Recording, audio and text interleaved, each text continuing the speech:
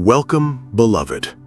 Today we journey into the remarkable life of Enoch, not only as the man who walked with God, but as one of Scripture's most mysterious and intriguing figures. Before we begin, I invite you to subscribe and click the bell so you don't miss more videos that enrich your faith. Let's begin. The Bible first introduces Enoch in Genesis 5. He was the seventh generation from Adam, a descendant of Seth, and the father of Methuselah, the man who lived longer than any other recorded in Scripture, reaching 969 years. Enoch's life, however, was quite different. He lived 365 years, not as long as the other patriarchs. But the Scriptures say something extraordinary. Enoch walked faithfully with God. Then he was no more, because God took him. This simple phrase has sparked wonder for centuries. Many believe that Enoch, like Elijah, was taken up to heaven without dying.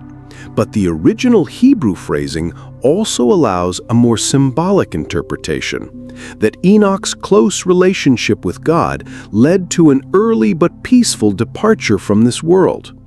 Some Jewish traditions interpret God took him as poetic language for a righteous man's early death. Yet the New Testament gives clarity. In Hebrews 11:5 we read, "By faith Enoch was taken from this life so that he did not experience death. For before he was taken, he was commended as one who pleased God." So we hold to the biblical testimony. Enoch was taken alive. His story becomes even more compelling when we consider the context in which he lived. The world during Enoch's time was increasingly corrupt, leading up to the flood in Noah's day. Enoch stood out, righteous in a decaying society. He was a man of faith, devotion, and prophecy. In Jude 1:14-15, we find another rare reference to Enoch. It says, "Enoch, the seventh from Adam, prophesied, 'See, the Lord is coming with thousands upon thousands of his holy ones to judge everyone.'"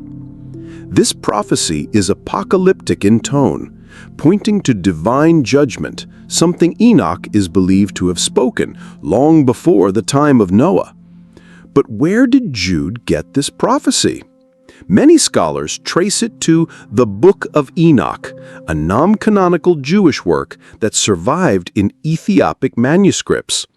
Though not part of the biblical canon, it offers insights into ancient Jewish thought, filled with visions of heaven, angels, and the Nephilim. Jude likely quoted a well-known tradition, possibly oral in form, which also appears in this ancient text. Now here's the twist. The Book of Enoch may not have been written by the biblical Enoch himself, but rather attributed to him by later scribes who honored his legacy. Scholars date its origins between 200 BCE and 100 CE. Yet, even if not authored by Enoch, some believe it preserves echoes of his teachings. What's most important is what the inspired Bible says. Enoch walked with God. This isn't just a literal statement, it's deeply spiritual. To walk with God means to live in alignment with His will, in daily communion, in faithful obedience. Enoch's life stands in contrast to the chaos of his generation.